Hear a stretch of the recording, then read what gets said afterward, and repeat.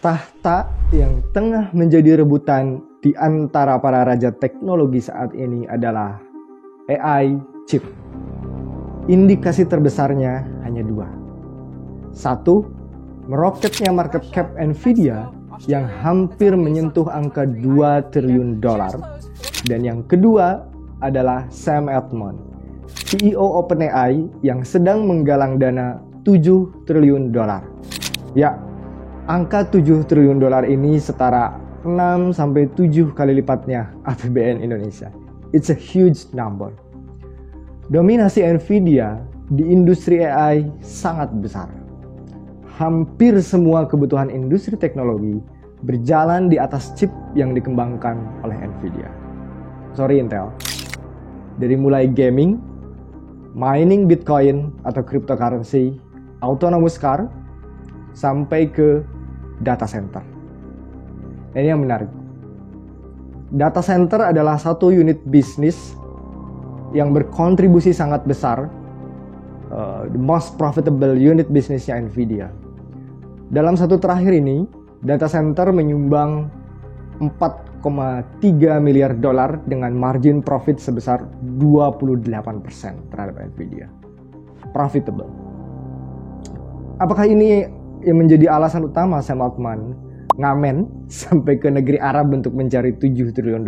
Ya, terdengar memang seperti sedang mengamen karena angka itu sangat, bahkan beberapa orang bilang bahwa angka itu adalah angka yang mustahil. Mari kita mulai dari awal.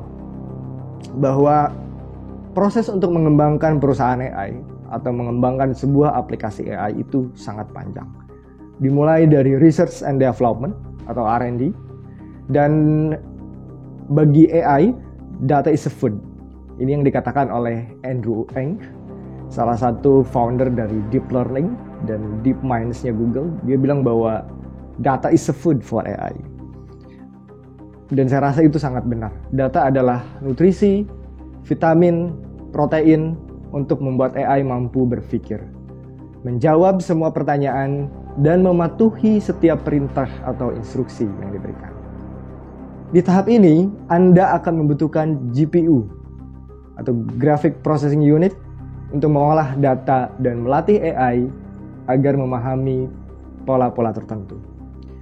Setelah proses research and development, Anda akan masuk ke tahap mendeploy atau mengimplementasikan AI di server production, di mana server ini akan siap melayani atau digunakan oleh pelanggan Anda kapanpun. Dan itu tentunya akan lebih banyak lagi membutuhkan inference GPU.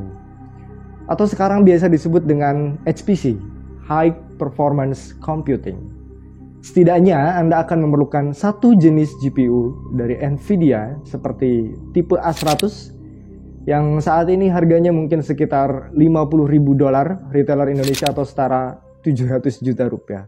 Ini adalah angka yang fantastis untuk membangun sebuah aplikasi AI. Tentunya perjalanan Nvidia untuk mencapai di puncak seperti saat ini membutuhkan proses yang amat panjang. Hal ini membuktikan bahwa kesuksesan tidak datang dengan cepat. Nvidia dari 0 sampai sekarang, kalau kita lihat tren market stocknya, teman-teman mungkin nanti saya akan memperlihatkan videonya, itu prosesnya sangat amat panjang. Dan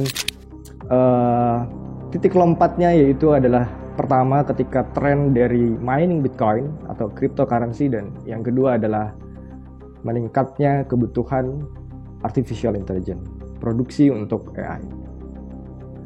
Meskipun perusahaan-perusahaan ini berbeda dalam jenis chip yang mereka hasilkan, mungkin pesan yang bisa kita ambil adalah supaya kita tetap berkomitmen dan fokus kepada tujuan kita, sehingga kita bisa meraih hal-hal yang besar seperti yang Nvidia lakukan saat ini. Pertarungan di dunia AI akan semakin sengit.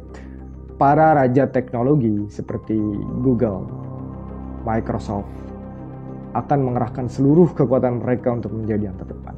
Nah, ada satu yang menarik akhir-akhir ini, bahwa Elon Musk baru saja mengajukan gugatan kepada Sam Altman dan juga OpenAI. Menurut saya ini juga indikasi bahwa peperangan sudah dimulai. Tentunya kita tahu Elon Musk adalah founder awal dari OpenAI, di mana pada saat itu OpenAI masih mengklaim bahwa mereka adalah NGO atau perusahaan non-profit. Mereka membuat AI yang sifatnya open source, dan salah satu yang menjadi prioritas mereka adalah safety atau keamanan. Tapi berbeda dengan saat ini. Mungkin itu yang membuat Elon Musk agak kesal. Entahlah. Lalu, siapa yang akan menjadi penguasa AI di masa depan? Rasanya terlalu dini kalau kita mengklaim atau menunjuk salah satu perusahaan yang akan memimpin AI di masa depan. Biarkan saja mereka bertarung, dan tentunya itu menjadi hal yang sangat menguntungkan bagi kita, karena kita akan mendapatkan banyak benefit atau keuntungan daripada pertarungan mereka. Di episode sebelumnya, saya pernah bicara bagaimana AI bisa mengantarkan Anda ke pintu kesuksesan lebih cepat dan hemat. Jadi, bayangkan, sebuah AI dengan kecerdasan seperti ChatGPT, tapi dapat mengakses data Anda, ribuan, bahkan jutaan data, yang mungkin sudah 10 tahun atau 20 tahun mengendap di perusahaan Anda. And it's possible. Ini sangat memungkinkan, dan kita sedang menguji coba platform. Tentunya ini akan semudah Anda berinteraksi dengan seorang karyawan atau dengan seorang asisten, tapi dengan kemampuan dan kecerdasan yang jauh lebih hebat. Makanya kita bilang multimodal. Salah satu misi kita yaitu advancing multimodal AI. Mari kita ambil contoh. Saya akan memberikan sebuah contoh di sini. Saat ini saya sudah terhubung dengan data atau database dari sebuah perusahaan yang menjadi klien kami saat ini. Saya akan menanyakan seperti contohnya berapa banyak pesanan yang belum melakukan delivery order di tahun 2023. Atau mungkin nanti Anda bisa menanyakan 2 tahun ke belakang, 3 tahun ke belakang, atau mungkin 10 tahun ke belakang. Dan yang menarik, jawaban dari data ini tidak hanya bersifat seperti teks, tapi Anda juga bisa memvisualisasikannya ke dalam sebuah grafik, line chart atau pie chart, dan segala macam. Di platform yang sedang kita kembangkan ini, tentunya selain bisa mengakses data, juga ada satu hal yang menurut kita sangat penting, yaitu peran agents.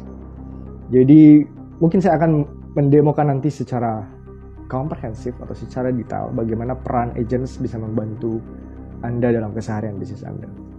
Pada dasarnya, agent akan berfungsi untuk merespon segala jenis aktivitas secara otomatis. Respond to actions. Salah satu contohnya adalah email. Bagaimana jika AI yang sedang kita kembangkan dan menjadi personalized di perusahaan Anda bisa mengakses email untuk memfollow up seorang customer atau mungkin ribuan customer secara otomatis.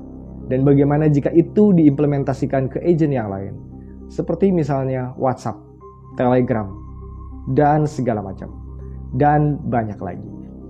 Itu adalah kemampuan agents dari produk atau platform AI yang sedang kita kembangkan. Lebih detailnya akan ada di episode selanjutnya. Remember, we need AI to lead.